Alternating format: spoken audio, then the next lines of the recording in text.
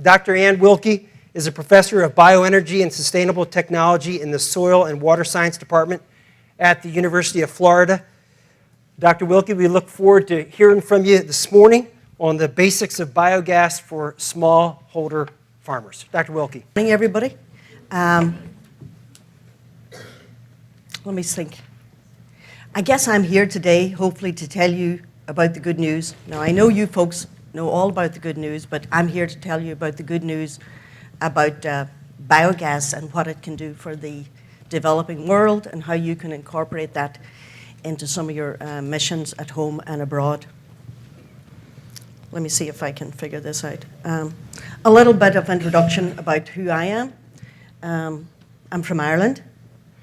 I'm here for, I know this is a closed community, so I'm over here in the Witness Protection Program. And so I'm under the guise of trying to promote biogas. But seriously, I was trained as a microbiologist. I was very interested in biochemistry. I really had an interest in cleaning the environment, and I think I was brought up in the Catholic faith, and one of the things that we were taught was to care for God's creation, and looking at the Garden of Eden and the Hanging Gardens of Babylon. So we were kind of encouraged as children to think about the water, to think about the soil, to think about the fruit and vegetables that we eat. So I kind of became interested in microbiology because I saw how all these microbes rule the world's networks, provide food, provide health, provide antibiotics, all the things we need to survive. So hence, I became involved in bioenergy and sustainable technology. Also, I think we had someone in the family that might have been a moonshiner, and they were interested in fermentation, so I decided that I really needed to carry on the family tradition and that as well.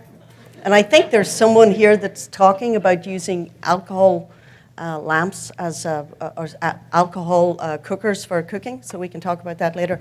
Anyway, all joking aside, I'm involved with anaerobic digestion research. That's also called biogas. Other people might call it digestion. Personally, I like to call it more like biodigestion as opposed to just biogas, because it shows the fact that there are benefits to this technology, not only in terms of renewable energy, but also in terms of producing a biofertilizer that we can use to grow food to help with food security. So I'm going to try and cover all the holistic aspects of biogas so that you don't go off with a unidimensional thought that this is renewable energy production. There's much more to the bigger picture on this. In fact, there are many ways of thinking about biogas technology reflects many philosophies that aim to maintain, or their prime tenet is to maintain the environment. Anyway, I got involved in biogas digestion with byproducts, trying to protect the environment at the University of Florida. This picture here basically depicts just little pilot scale reactors making some biodiesel from waste vegetable oil, a large full-scale system, 100,000 gallons, a small unit making the biogas is stored here in a bag, and you see that we're using it for cooking. But anyway, the main thing is to show here that it's scalable, you know, for the bigger communities that need something, and then for the ordinary man, one person in the street, we can build a biodigester. I can certainly help someone build a biodigester in 30 minutes if I have the right materials. So how do we think about this in terms of the environment? I think I teach my students two things. One is that, and it's very deep, waste isn't waste until you waste it. Number one, it's very important. And number two is that fossil fuel is fossil thinking. So, and I think, you know, they're just like little ditties, right? But there's a lot of thought into them if you really think it out. And as we look to, as you as a group look to bring your mission overseas and to communities here in the US, you have to think as well that the technology that we want to bring, hopefully I call the technology of hope, we also think that those technologies should be deployed as well here as home. And I'm hoping to have a chance to talk to that man. What's his name? Trump? In case that he might get he might like to learn something about biogas technology and how he could maybe he could help us promote the technology. There's always hope when you're looking to the future. So we must go forward with that. But fossil fuel cycle, in a very simple way, is, back in the day we had photosynthesis, and over the last couple of million years, we've been sequestering all this excess biomass underneath the ground. But in the last 100 years, and that's important to realize it's in terms of time frames, it's only since the late 1800s that we're taking all this coal, oil, and natural gas that have really been a gift from God, I think, in terms of creation. And we've expanded that over the last 100 years, and we've sent all the CO2 up into the atmosphere and created global warming, climate change, global weirding, whatever you want to call it. And that we have to think about that as we go forward. We need alternatives, and we need them as soon as possible, because fossil fuel will run out, and it doesn't matter when. We have to be ready with something else in the meantime, and that's why as we do the work in the emerging nations, we want to help them leapfrog past those fossil fuels into using some more sustainable biomass. Let me apologize a minute. I just came back from 3 weeks in Ireland, and I got something else I took with me. I smuggled through the customs. I guess I took an Irish cold, so I'm trying to get rid of it. So anyway, I apologize if you can't hear me as much. But anyway, I prayed for resilience and sustenance to get me through this presentation. And I'm thinking, if this is the good news, he's going to do it for me. Anyway, we'll keep on going. So the biogas cycle is a way of thinking about the carbon cycle, recycling waste, and I'll get into it in more detail later, but try to think of it like this. Solar energy powers us all. For example, you and I are all solar-powered beings. Why? Because we eat food, and that food is grown by photosynthesis. So people think of a solar panel, but we are, as humans, powered by solar power. When we walk, we eat, we do whatever we want. So all these byproducts, so then we get photosynthesis and you get biomass. Then we have all the things like animal husbandry. That could be one goat, one llama. Biofuel production, there are byproducts from that. Crop harvesting, residues when we grow different crops. Industrial processing, human consumption. That's just a fancy word for sewage or human waste. And we all know that we produce that. I don't think, can anybody in the room put up their hand and say that they're not producing some sewage or human waste at the moment? We're carrying it around. So these are realities of life. We need to think about it when we think about biogas. Okay, so I always think of it like this. Wow. I get some disruption in my digestive system. But anyway, this is, well, all I'm thinking is I think of it, this is true personal digester and biodigester. So, we're digesting food. It's the same way. It's the same thing that will happen in the biodigester when we build it and talk about it. And then you go take these organic wastes, and we hope society would do that at the moment here and other parts of the world as well. Instead of sending all this stuff to landfills, that we transform it into energy and biofertilizer. We basically would recycle just as we do in nature. Everything becomes a closed loop, and everything has a reason. And the end products would be, in this case, gas for electricity or gas into a natural gas pipeline. Now, that's not what we would do in the developing world, but we'll talk about that. So it's a metabolic process. So you take all this complex organic matter, and it's broken down into soluble components. Simple example, you take an apple. You can't eat an apple. You have to eat it and chew it, break it down. Saliva in the mouth, it goes down to chyme in your stomach. It's the same thing. It's the same digestion process that goes on, except we make more gas than the anaerobic digester reactor. So what are the feedstocks we can use? We can use anything from animal manure to agro-industrial waste, municipal waste, solid waste, biofuel, bioproducts, energy crops, and crop residue. In other words, in some cases you can actually grow crops, or you can grow a biomass that will actually be used to be the feedstock to produce your energy. Now, there are readily available feedstocks on small farms. If we just go through these, manure is obvious one. The crop waste and culls. There's some crops that are spoiled, that don't look good. You might have nematodes or some other spot rot and holes in it that wouldn't be suitable for eating. Maybe not all of it might be suitable for eating, but you could pair it off. Spoiled, prepared food, diseased plants, carcasses of small animals, and even weeds. You can actually transform weeds into bioenergy. Something like water hyacinths, water lettuce, hydrocotyle, all these floating aquatic plants that are in polluted waters are a great source or a great feedstock for bioenergy, and people have been using those in various places. Culled roots and vegetable. This is an example from here in Florida where you have a large packing house, and you can see here the tomatoes are rolling up on this elevator here, and some of the vines, the foliage is left over. Those materials actually end up in landfills or just disposed of indiscriminately, and I think those are the sort of things that we need to be taken care of, and in the developing world, that's also the similar case, though you wouldn't have as much material left over as a byproduct. What are the benefits? There are many benefits to using biogas technology, and again, that can be anywhere, and the first would be always renewable energy. You're reducing pollution potential, odor reduction. Some waste products do smell once you store them. I was actually on the National Pork Board Environmental Committee for 10 years. Well, I'm being recorded, right? Okay, let me think how I'm going to say this.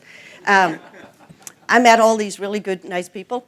And they were from all over the US, right? And they raised pigs, all right? It's only hogs when they go to market. But they tried to convince me that this pig manure didn't stink. So they didn't have much success there or whatever. So, but anyway, it was just an ongoing joke with them. And whereas my attitude is there are so many things that you are going to encounter, you just have to face them head on, admit them, and deal with them. But dealing with odor from animal husbandry in the large farms in the US continues to be quite a contentious issue. Pathogen reduction, nutrient conservation, greenhouse gas reduction. These things are very important too because we want to have eco-sanitation, we want to have good public health. Nutrient conservation, we need that too because we want to be able to recycle those nutrients into a productive cycle to produce more food. We want to reduce greenhouse gas reduction because we want to maintain our environment. So, but the biggest advantage, obviously, of biogas is producing a clean burning fuel. And there are many ways to use that biogas depending on how much biogas you produce. And the simplest way to say it is that biogas can be used in the same way that natural gas is used. Many of you may use natural gas for cooking. You may be on a metered system, or in some cases, you may actually be using a tank of propane. But either way, biogas can be used in the same way. So the top one would be cooking. Using gas directly for cooking is the most efficient. There's no efficiency loss. Heating, water space heating, burning it in a greenhouse. In fact, having a biodigester in a greenhouse and burning the biogas in the greenhouse for hot water heating, or the CO2 is also produced as a byproduct from combusting the biogas. So that's what I would call a real greenhouse gas, and then you could use that gas, CO2, to increase the productivity of the crops in your greenhouse. I mean, these are all very simple things, but you turn something inside out, upside down, to suit an appropriate situation, but it's all based on general knowledge, and some people call that appropriate technology. So the right thing at the right time, and like considering in the case of the situations you would be dealing with, we need to consider indigenous culture. We had a talk yesterday about how to, be culturally sensitive. And secondly, we have to think about local microfinances and economics. What can people afford? And then maintenance issues, some of those things as well. Even in, for example, in Sweden, at the very bottom here, the Swedes are running trains on biogas, which is amazing, really. But the Vikings were always out there in front, weren't they? Those Viking women were something. They stayed at home and got everything organized when the men were out plundering or whatever. So I think that's why they're so advanced in their thinking about renewable energy. It's a good story anyway. Who can contradict me? Now, what are the components of a biogas plant, for example? Like what exactly am I talking about? So in essence, these are the simple. We tend to think of them as unit process. You have a bio-waste, you do a pre-treatment. That's the same thing as, you know, putting it through a grinder or just mashing it up with, I saw Melissa yesterday when she was feeding the pigs for the immature papaya, and she was just slicing it with the machete, and I said, wow, I'd love her to be putting that into a biodigester so we could be making some biogas. But then I thought, oh no, she's feeding the pigs. Okay, the pigs will give us the manure, so it's all going to come full cycle. We just need to be ready for it. So that's a pre-digestion. So then you go to the anaerobic digester itself, which is the core vessel. You could think of it like our intestine. And then you have post-treatment, and that means storage after the digestion process itself, and that could be for more pathogen reduction, or it could be to allow some water to evaporate so you're left with a solid. Lots of different scenarios here. But we move over to the biogas that's produced, and that biogas can be used to generate, here in the red line, it can be used to generate electricity through CHP, and that's an abbreviation for what we call combined heat and power, also known as a cogen system, a cogeneration system. And that also generates heat, so the heat can be captured in water, and the water then can be put back in to maybe heat the pre-treatment or heat the digestion system. And that, again, if you're working in an environment where the ambient temperature is quite warm, you may not need to do all that infrastructure. There's no necessary. But in the event that you do or live in a colder climate, there's an opportunity to think about capturing that heat as well. And then we use the biofertilizer after that. So green gas to green gas, this is a way of thinking, is that we can encourage folks also to think about growing a particular crop on marginal land to actually generate something that just would be a feedstock for a biodigester. I mean, you can grow simple things like lawn grass, you could grow weeds. I had a student from Haiti that worked on growing sweet sorghum because he was going to use the extracted juice for making ethanol, alcohol, and then the bagasse was going to be used for an animal feed, but there was an opportunity to take some of the bagasse and some of the juice under various scenarios to put them into the biogas plant, depending on the particular family situation, because in many cases, small farmers would haul or have to take their canes, their sticks, to a large extraction mill, right? So if they had their own smaller mill, there would be other opportunities available, and they wouldn't be so dependent on the infrastructure of maybe just one or two, probably in one case, one sugar mill. So that's an opportunity as well. But on top of the bioenergy that we produce, again, the other thing is we have to think about that we're producing renewable fertilizer from the process itself. How does that happen? And people say this is like a miracle, it's too good to be true. The science is there, right? But the thing is, it's just like when you shoot on your VCR or your TV, you know how to turn it on, you know how to turn it off, you get what you want. You don't understand all the complexities. I certainly don't want to, whatever. So a biogas plant can be run like that. You can have people like me that maybe understand all the biochemistry, or at least think I do, all the biochemistry and microbiology of what's going on. And then there's a practical deployment. So this diagram here kind of shows it very simply, is you take a waste product and you put it into a vessel. That vessel, you exclude oxygen, and you generate a gas which leaves from the top, and that gas is mainly methane and some CO2, but it's carbon, so you don't see any nitrogen up there, you don't see any potassium.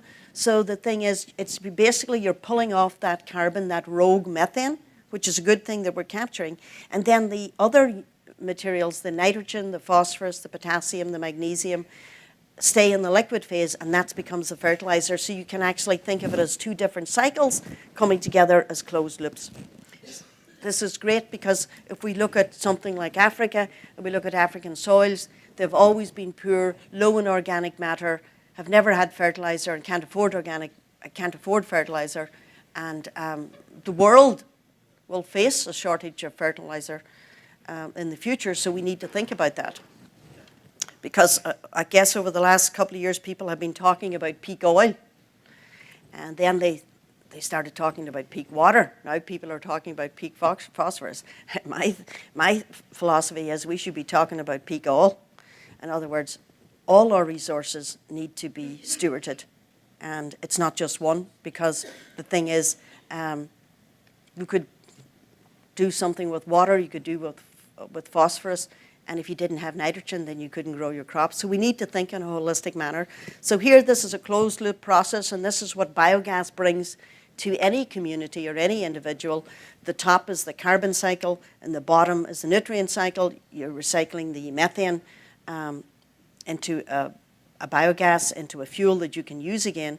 And number two, you're recycling all the nutrients. But they're all going back into a productive system, as you see here, where the carbon goes back to use as an energy source, and the nutrients are going back, and then you're generating more food for humanity, and then that waste is going back again. So it's a continual cycle.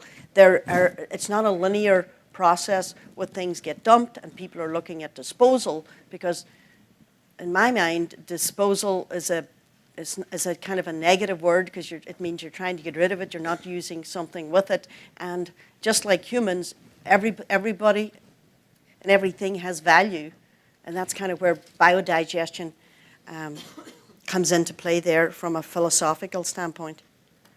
Now we look at nutrient management. We talked about nitrogen and phosphorus, is that ultimately getting nutrients back to land is the most sustainable way to deal with that. And in an emerging nation situation, it's the best application. It's the best application here in the US too, but unfortunately, as society has developed, we've come up with these ways of trying to denitrify. We would take nitrogen, put it back up into the atmosphere, and then we try to maybe get rid of phosphorus and package it into other materials or chemicals so it won't be released into water. But either way, we're packaging up and sequestering something that has a useful cycle and we as humans can use. So we need to stop doing that. So also, I think that nitrogen and phosphorus are finite resources. And number two, nitrogen has a connection to fuel in the sense that it's only, I think it was about 1909, and then it was used in the Second World War, where the Haber-Bosch process was patented to be able to produce chemical fertilizer from the atmosphere, but it's high temperature and high pressure, and it takes that nitrogen, which is a triple bond. They have to use all this energy to slice it, to bring it in, and they take that nitrogen, and then they actually mix nitrogen with a hydrogen atom from natural gas, so that fertilizer has a connection to fuel too, that people don't realize that we need natural gas to make the chemical fertilizer. So again, it's 100 years since we've been doing that. If you think about it, it's 1916 or 2016. No, I'm not Doctor Who, I can't go back. But anyway, it's 2016 now. That would have been 1916 or 1920. It was used in the Second World War for offensive purposes. But yeah, we won't be able to make chemical fertilizer, I think, in the future unless we have some renewable form of energy, and maybe biogas could provide the hydrogen for that. And there are lots of people, there are lots of people and groups and think tanks all over the world that are thinking about this and how they modify their community to deal with these shortages in the future.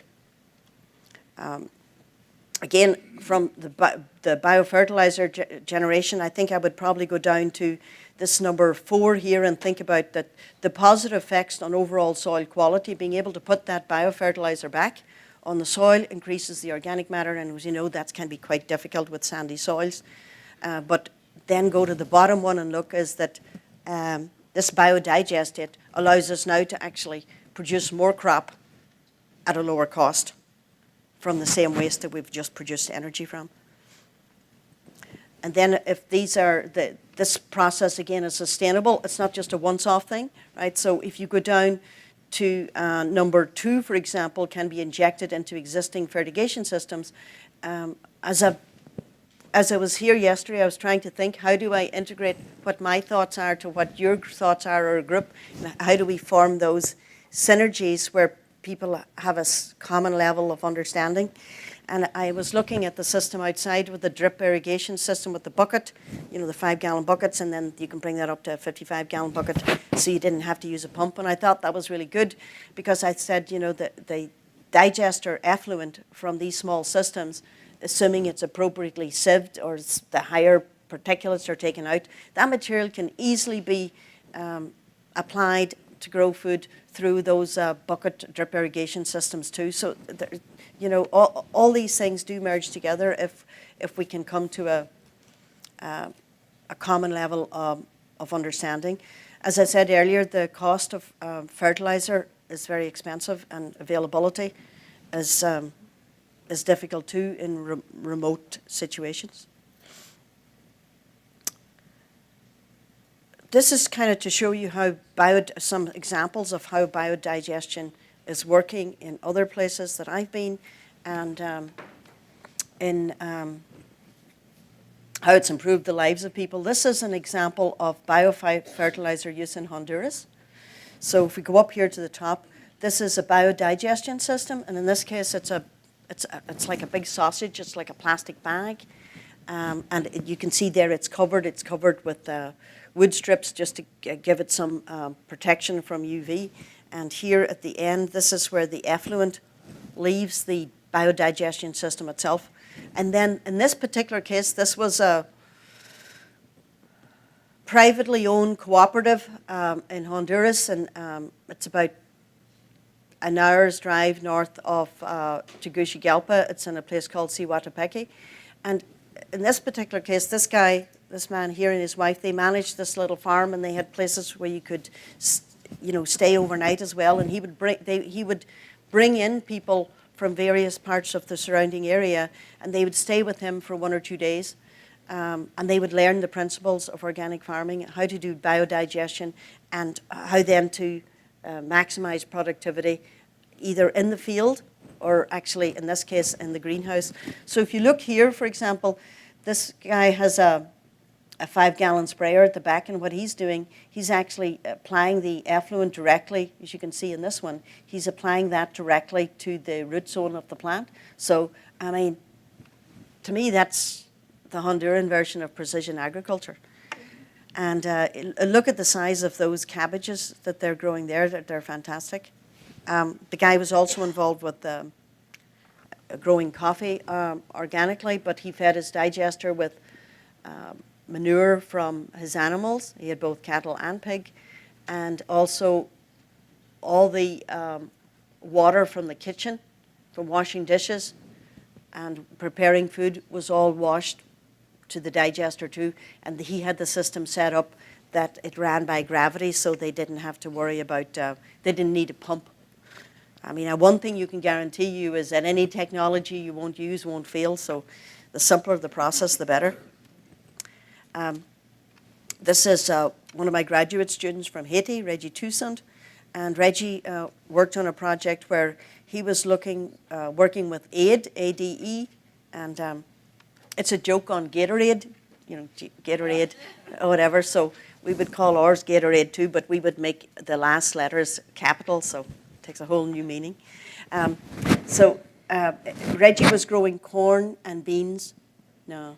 Beans, corn, I mean, was it corn? Yeah, he grew corn and beans as the standard crops that they would grow for sustenance in Haiti. And then he grew these onions as a cash crop, right? And we were using effluent from an anaerobic digester this is outside my lab here. So look at the size of the bulbs that he had there. And for those of you who will have the pleasure of attending my workshop tomorrow, I have some posters that give some more details of that, and I'll be happy to share that with you later.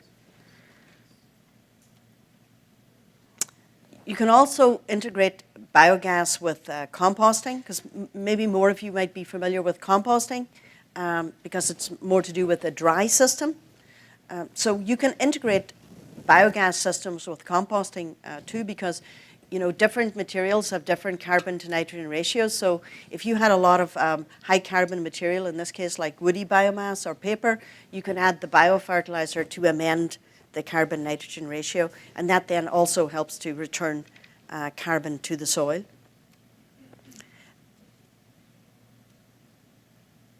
Where is the flame the brightest in terms of the future? And I think the flame is the brightest in terms of young people that you can reach out to, inspire, harness their energy, lead by a good example, and get them involved in understanding the soil, not afraid to put their hands in the soil and to grow their own food, and to learn to experiment and make mistakes. because the best way to learn is to learn by doing. And if you're doing it right, you're going to make a lot of mistakes. And in the process, you're going to learn a lot as well, too. So at the University of Florida, I thought you might use this as an example. I initiated about 5 or 6 years ago a student compost cooperative. And the idea was that lots of students wanted to know about composting. And they might have been not from the sciences, from the linguistics, from the mathematics, from different disciplines. Everyone has a right to know about composting or about biogas. It's not just the scientific people, and that's kind of why I got involved so much in outreach, because if we kept it all to ourselves, what good would it be? The whole reason we're doing it is that other people can avail of it. So I set up the Student Composting Cooperative. It's run by students. I installed all the equipment, and we have basically students, faculty, or staff can come and bring their food waste there any day. It's open 24/7. Turn it, help in the process of producing the compost. They turn it, and they go through different stages and end up with a final product like this. And then they use the final product to grow produce of their choice in the nearby gardens. And I think this is very important. And when I've done some work in Haiti at an orphanage and a school, and I had some students working there, and that's one of the things we did at the orphanage initially for the very young children, is to set up, we had some trouble, so we got all these pallets. I think we had to get them Port-au-Prince. We had to pay for them. We had them all set up, ready with our composter, and then some guys come along, and someday somebody told him to clean up, and he's thinking, it doesn't look like much. So he goes up and he just takes our composter, and the next time we come back, it's all gone. So we've had so many starts and changes. So that's where the local culture comes in too, is that somebody needs to know what you're doing on their property, and you need to tell as many people as you can, as often as you can, so that they remember. And that just takes a certain mindset of understanding, because I would tell my students, say, well, make sure you tell them that. And they say, yeah, I told them. All right. But do they remember? Well, the thing is, you don't know if they remember unless you ask them. So that's all the thing about making that human connection too, to understand that there's somebody there that knows this is important and is going to protect it. It's not going to let somebody else take it. So getting young children involved in the composting is really good, and then other people can see that. So biogas brings us sustainable energy production. If we have the waste and we have the technology, we'll talk about designs in a minute. But it also brings us food security, as I mentioned at the outset. And the reason it does is because of the biodigestion that allows us the fertilizer to grow the food and to actually improve crop yields. The other thing is that if we were to teach people to grow food and we have the fertilizer for them, they still need to cook the food, right? So the thing is, all those things come together when you think about sustainable energy production from a multifaceted standpoint of view. And then when we get down to eco-sanitation, the fact that we're using and promoting the use of waste products to make this biofertilizer and bioenergy also helps with pollution and disease. So that's another dimension we need to think about. So if we kind of think of the current state of agricultural practice, this is lots of diagrams and boxes here, but bottom line is it's unsustainable. There are energy inputs, in this case, whether it's petroleum, LPG, or whether it's indeed firewood or charcoal. Unless we've got a sustainable or short rotation forestry operation going on, those resources are limited. LPG, many people buy small, I forget how many pounds, is it 20 pounds, in those small LPG gas tanks, but they cost money, they have to be returned.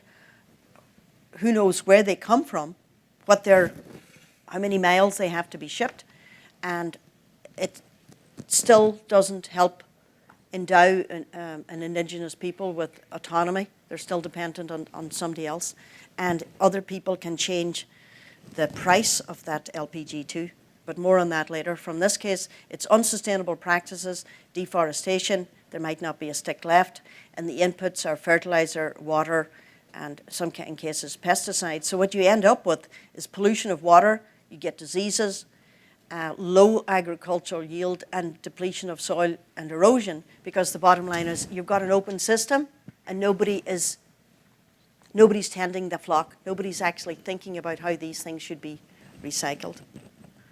However, in a food-centric system with the application of biogas, then you've got the fertilizer and water from the biofuels through the anaerobic digestion process, all the agricultural and domestic waste, in that case human waste as well, is going into the anaerobic digestion, and you're producing the products that you need. They're not external inputs. They're not external inputs.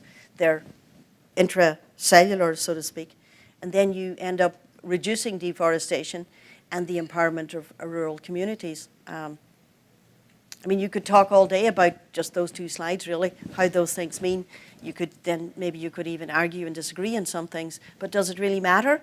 Right, the big picture is, in an open system, you have no stewardship. You have fugitive nutrients causing pollution, whereas those nutrients could be used in a productive manner. In a system then that's managed better here, where it's more food-centric, you're getting the energy to cook, you're getting the biofertilizer to grow your food, increase your yields, and you're also improving the public health by removing waste that would pollute the environment.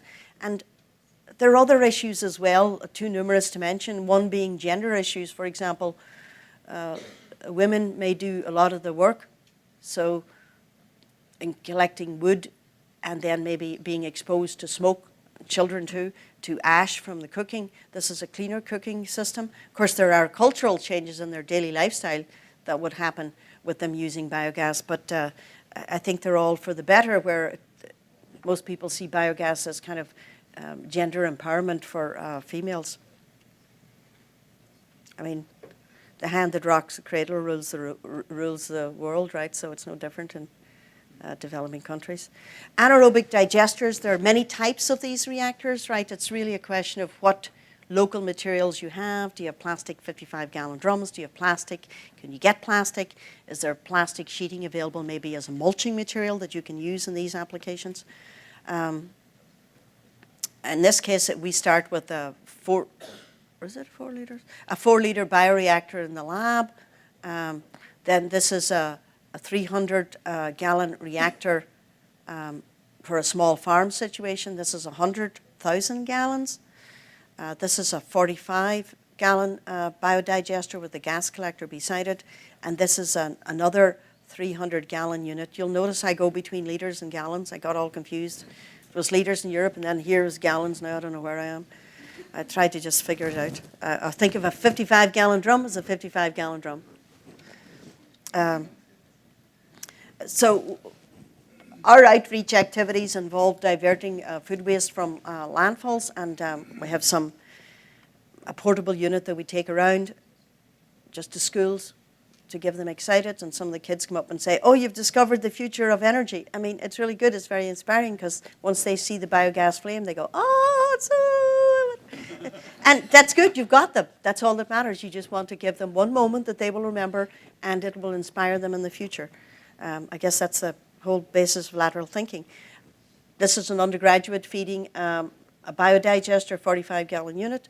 This student actually went on to do a master's degree and did some work with me on auditing food waste at schools in Alachua County. This young man has gone on, and he works for USAID in Port-au-Prince, and he also helped me with the ongoing efforts at an orphanage and a school there. These are some biodigesters. There are many designs. So in this case, this one, for example, it's a bag, plastic, PVC type material encased in a concrete basin. This is a concrete Ferrosman dome digester, and this is Reggie again. This is some work. I have functioned as what they call a mentor for the Engineers Without Border. I'm not an engineer, by the way, but anyway, I don't know how that works. But anyway, I know a lot about biodigestion. As I said, I was trained as a microbiologist by profession. I just got a lot of experience in design and engineering. It's just like designing a good kitchen.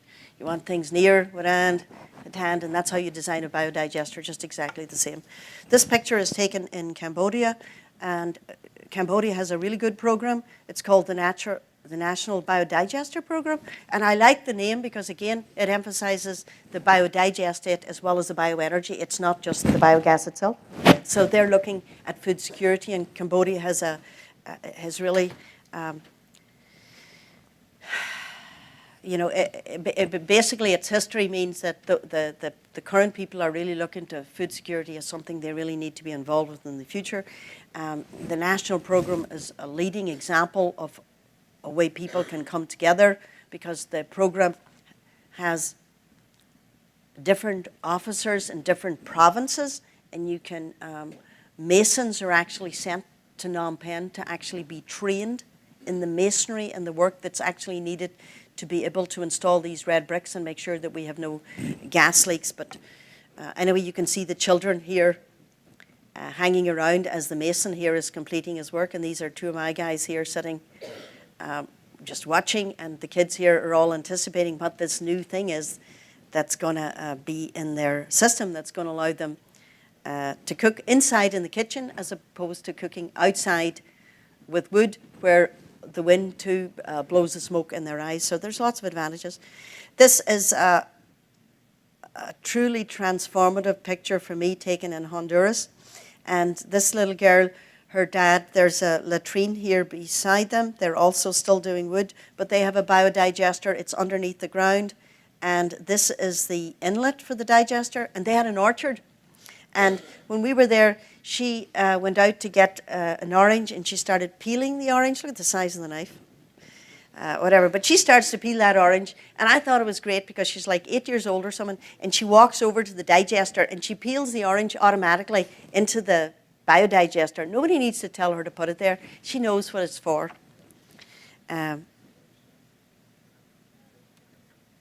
Although she does look dangerous with that knife or whatever.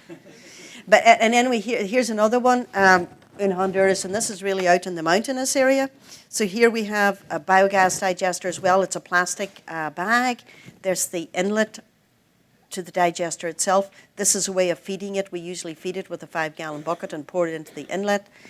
We have gas storage here. You can see there's a gas storage hanging in the background, and testing just how extended the bag is. And we are sitting outside with the people having some discussions, because we piped the biogas from the digester right into the kitchen here.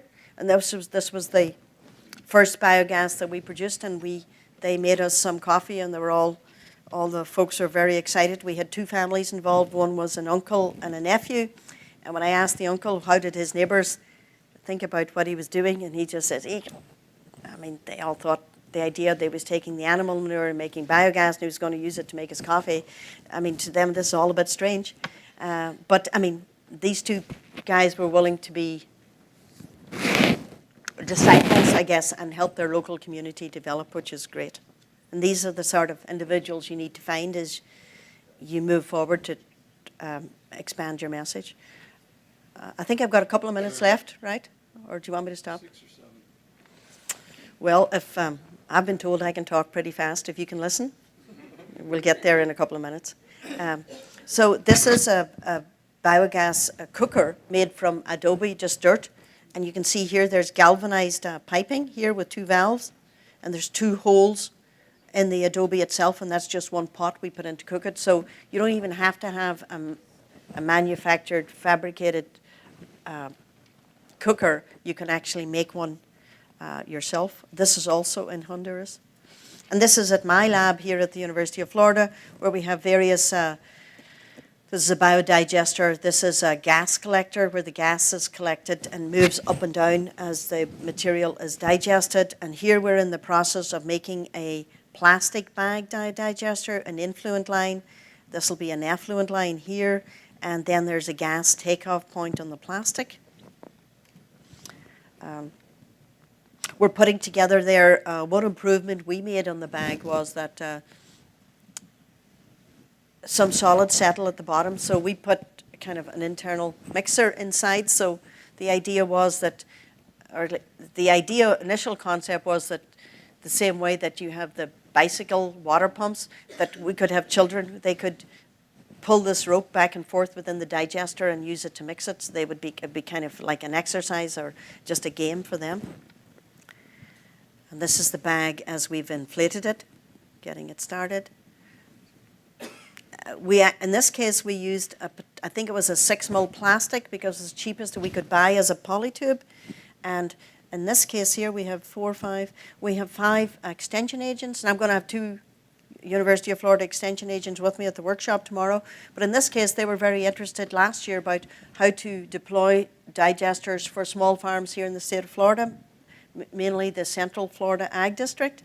So we actually painted the plastic black because we wanted to increase solar gain, and we just wanted to basically make it a little bit stronger, but mainly it's painted black for solar gain. We actually put it then under a cover because we've had instances in the past where chickens like to pick at the plastic or other rodents, so you in other words, you just need a little cage outside it to stop people.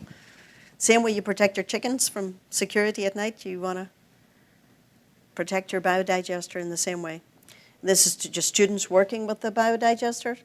You see some composters here in the background and a solar chimney that we have. This is the bag itself with the PVC pipe going in, the plastic wrapped around it, and they were using Jubilee clips or hose clamps.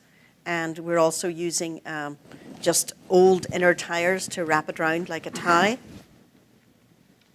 And these then are some biodigesters made from a 55-gallon drum. You see here we have a tap, a spigot, where we can actually collect the effluent. This is an undergraduate that makes that as part of an undergraduate research program. We have a mixer in the biodigester as well, which this is the bottom of the gas collector, but it's inverted. And the next picture shows the gas collector being installed into the digester. And then you see how the white, it moves up and down as gas is produced. Again, withdrawing the effluent here, feeding the reactor here. And then secondly,